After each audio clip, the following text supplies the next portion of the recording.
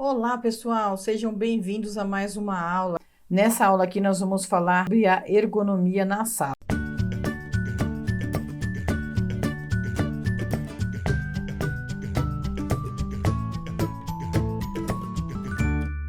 Bem, pessoal, a sala da nossa casa geralmente ela é o cartão de visitas, né, da nossa casa. É nela que as pessoas mais capricham na decoração, porque afinal de contas é o lugar onde as visitas passam maior parte do tempo.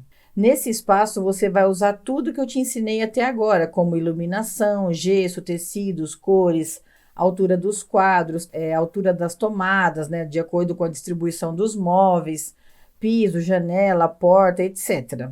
Uma das coisas que você precisa tomar bastante cuidado aí na hora de compor a sua sala é na proporção dos móveis em relação ao ambiente, para ela não ficar nem muito vazia se a sua sala for grande e nem muito cheia, né? Como a gente está vendo aí nessa imagem, que o sofá ele é gigantesco, então ele está desproporcional aí ao tamanho do ambiente.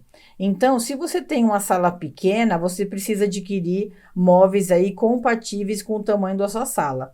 E se você tiver uma sala gigante, você vai precisar colocar sofás, poltronas, entre outras coisas, para você ocupar também esse espaço aí. Então, quando você foca no essencial, você não entulha a sua sala, você vai colocar somente os itens aí que são, vamos se dizer assim, obrigatórios para você ter nesse espaço que a gente já vai falar aqui daqui a pouquinho.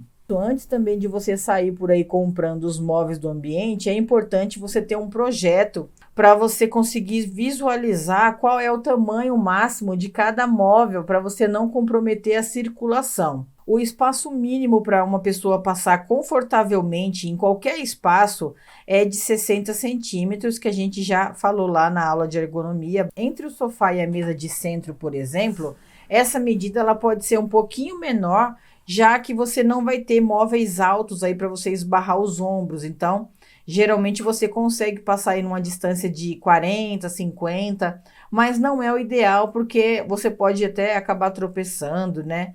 Então, o ideal é que você sempre respeite esse caminho aí entre os móveis de 60 centímetros para você passar confortavelmente.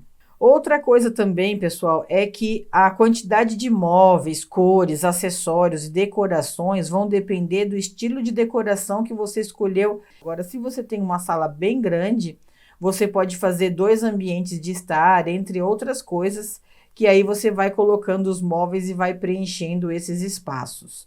Agora a gente vai falar sobre alguns assuntos importantes com relação à decoração da sala, começando pelo piso. O piso é uma das coisas mais difíceis de escolher na fase de acabamento da obra, porque cortina, almofada, mesa lateral, etc., a gente troca quando quiser, são móveis aí mais fáceis de trocar, né? Agora o piso, provavelmente você vai escolher um piso e ele vai ficar por muitos anos na sua casa. Pensa no transtorno que é você trocar um piso de algum ambiente da sua casa, você ter que mudar os móveis de lugar, empacotar tudo. Então é um transtorno. Por isso, é importante que você invista em um bom piso, como um piso de madeira maciça, um piso de porcelanato de primeira linha, para as áreas de maior circulação da sua casa, como é o caso da sala. Hoje em dia, a tendência do mercado é você colocar um único piso na casa inteira, mas isso não é regra, né? Você pode colocar, por exemplo, o piso da sala combinando com a cozinha, combinando com o lavabo, e no quarto colocar um outro tipo de piso. Quando você vê um único piso, você tem aquela sensação de uniformidade, né, de continuidade, e acaba dando a sensação de que o ambiente ele é maior. Vamos falar agora um pouquinho sobre o revestimento 3D. Você pode fazer isso com gesso, pedra natural, porcelanato, cerâmica ou algum outro tipo de material. É a coisa mais linda, né, quando a gente vê um acabamento 3D na parede, mas uma coisa que ninguém fala, e eu tô aqui para te falar, né, é que esse tipo de revestimento, pessoal, como ele é 3D, ele pega bastante poeira. Prestar atenção no tipo de acabamento para ele ser, por exemplo, o mais liso possível. Agora a gente vai falar um pouquinho sobre os itens indispensáveis para você ter aí, para você compor a sua sala. A gente vai começar falando aí do sofá.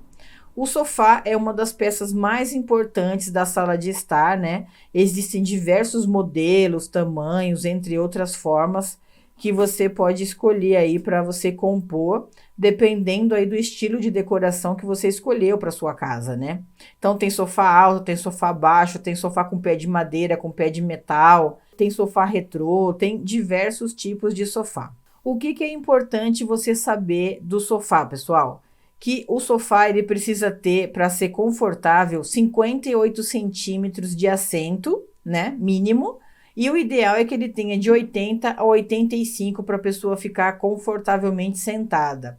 Outra coisa muito importante é que a altura do encosto do sofá precisa ter pelo menos 45 centímetros de altura para você ficar confortavelmente aí acomodada nesse sofá. Outra coisa também importante que você precisa saber é que uma pessoa sentada confortavelmente aí com a perna cruzada, os braços posicionados aí na lateral, ela vai ocupar em média 80 centímetros de largura. Então, quando você for fazer aí a compra do seu sofá, você precisa levar em consideração quantas pessoas moram na sua casa e considerar essa medida aí média, né, de 80 centímetros por pessoa. Então, se você tem aí 4 pessoas, você teria que fazer 80 vezes 4, e esses 80 vezes 4 pode ser um sofá, ou pode ser um sofá menor com 2 poltronas, e aí você vai decidir o que cabe aí na sua casa e o que vai ficar melhor na composição. Outra coisa muito importante sobre o sofá é a densidade da espuma. É uma coisa que muita gente não fala e muita gente não sabe também. Quanto maior a densidade de uma espuma, mais firme ela é. Densidades maiores duram mais, ou seja, você levará mais tempo aí para trocar o sofá da sua casa. A densidade de uma espuma é abreviada em D, tá? D de densidade. Em seguida vem a especificação da espuma, por exemplo, D28. Então, uma espuma D28, que a gente escuta por aí quando a gente vai comprar colchão ou vai comprar sofá, ela tem 28 gramas por centímetro cúbico. Ou seja, ela suporta aí 90 quilos por assento, quando é uma espuma de densidade D28. Uma espuma de densidade 30, ela suporta aí 100 quilos. Uma espuma de densidade D33, ela suporta de 71 a 100 quilos. E uma espuma de densidade 45, ela suporta aí uma média de 150 quilos. Por que isso é importante? Porque se você, por exemplo, tem 150 quilos, se você comprar um sofá de densidade 28 que aguenta 90 quilos, esse seu sofá ele vai deformar aí rapidinho, porque você vai estar muito mais pesado aí do que a densidade da espuma aguenta. Então, quando você for comprar um sofá, além de você se atentar aí para a parte estética, né, do tecido, dos pezinhos, do tamanho, né, do tamanho do assento, você precisa também se preocupar com a densidade. Não compre sofás cujo assento for menor do que a densidade 28. E o encosto do sofá, ele pode ter uma densidade aí de 23 ou uma densidade de 28. O encosto a gente não vai usar para sentar, né? A gente vai só apoiar as costas. Então, ele pode ter uma densidade menor. Que existe no mercado aí uma espuma que chama soft ou hiper soft. Ela garante uma grande maciez, qualidade e ela é muito utilizada aí também em móveis de hotelaria. A desvantagem dela, pessoal, é que ela possui um alto custo, né? Mas se você puder optar por um sofá que tem essa espuma soft ou hiper soft, com certeza será um bom investimento aí para sua casa. Agora falando um pouquinho aí sobre o revestimento desses sofás, se você mora em cidades quentes, fuja do couro, por exemplo. Agora, se você mora em cidades mais frias, é o contrário, opte por tecidos mais aveludados. Mas, no geral, tecidos de algodão, suede e chinile são ótimas opções. Se você tem animais de estimação dentro de casa e crianças pequenas, o suede e o corino são ótimas opções aí, desde que ele não seja branco, tá bom? Outra dica muito importante que eu quero deixar aqui para vocês, jamais compre um sofá pela internet. O sofá ele precisa ser testado de todas as maneiras possíveis antes de comprar, assim como a gente faz também com o colchão, ou pelo menos deveria, né? Se você compra sofá e colchão pela internet, você corre aí um grande risco de comprar uma coisa assim de péssima qualidade. Mesa de centro. A mesa de centro ela serve para apoiar copos, objetos decorativos, revistas e algumas vezes até o pé, dependendo do que ela é feita. Então, aqui eu coloquei para vocês aí uma pesquisa rápida que eu fiz na internet sobre mesa de centro, e vocês conseguem ver aí que existem diversas opções de mesa de centro, e com certeza você vai conseguir encontrar uma aí que combine com o estilo de decoração que você escolheu aí para sua casa. Agora a gente vai falar um pouquinho sobre a mesa lateral. A mesa lateral, por ser geralmente bem menor do que a mesa de centro, ela possui uma função mais específica, como apoiar uma pipoca, os controles remotos, um pequeno vasinho decorativo, entre outras coisas. Agora a gente vai falar um pouquinho sobre os quadros. Os quadros servem para compor a decoração das paredes quando você não tem janela, nem porta, nem revestimento 3D, nem cortinas na parede. Então, as paredes que ficam assim vazias, é interessante que você coloque quadros. Um ambiente sem quadros, às vezes pode ficar com a sensação de que a casa está vazia ou não está decorada. Então, é uma coisa bem interessante aí para você pensar na decoração da sua casa. Também já falou aqui sobre os tapetes, né? O tamanho do tapete, qual é a medida. A gente já falou sobre tudo isso aqui, mas ele está aqui para lembrar que ele é uma peça aí fundamental na decoração da sua casa e que faz toda a diferença uma sala com e sem tapetes. E os puffs? Os puffs, eles são verdadeiros coringas aí na sala, principalmente em salas pequenas. Eles podem servir de assento para as crianças e para os jovens. Como eles são pequenos, eles podem ser guardados aí também ao lado do sofá ou debaixo de um painel de TV, ou até mesmo servir aí de assento para você comer alguma coisa, né, na sala. Mas uma das principais funções do puff é você utilizar ele aí para esticar os pés quando você não tem um sofá retrátil, por exemplo, né? Existem também algumas opções de puff com baú. Ele é muito legal para você que tem crianças ou para você que tem aquele adolescente que gosta de fazer aquela baguncinha na sala, né? Vai chegar uma visita, você abre a tampa do puff e você guarda lá brinquedo, manta, né, controle, qualquer coisa que tiver lá de baguncinha na sala, você abre e esconde ali. É uma ótima opção aí, caso você esteja procurando um puff. Agora a gente vai falar um pouquinho sobre as almofadas. As almofadas, pessoal, elas são peças aí de decoração fundamentais, assim como o tapete, né? E elas completam a decoração do ambiente. Como são objetos fáceis de repor, né? Você pode ousar nas cores, tecidos, estampas, e deixar o sofá com uma cor assim mais neutra para não ficar muito cheguei, né? Além disso, elas são essenciais aí para você apoiar a coluna enquanto você estiver sentado no sofá, ou elas também servem aí de travesseiro durante o uso do sofá quando você estiver deitado assistindo um filme, por exemplo. Hoje em dia existem várias lojas na internet que vendem já as almofadas com composição. Então você consegue ver aí nessa imagem que eu peguei para vocês que eles já fazem aí uma combinação do que combina. Você pode comprar, por exemplo, um kit desse de almofadas de acordo com a decoração aí do seu sofá, da sua cortina. Lembrando, né, que eu já falei para vocês que é sempre interessante que você deixe o sofá e a cortina, que são peças aí mais caras, com cores mais neutras, né? Objetos decorativos. Os objetos decorativos de um espaço, eles são chamados também de adornos, e eles servem aí para dar vida à casa, né? São objetos pessoais trazidos de viagem, presentes de aniversário, casamento, né? Entre outras coisas.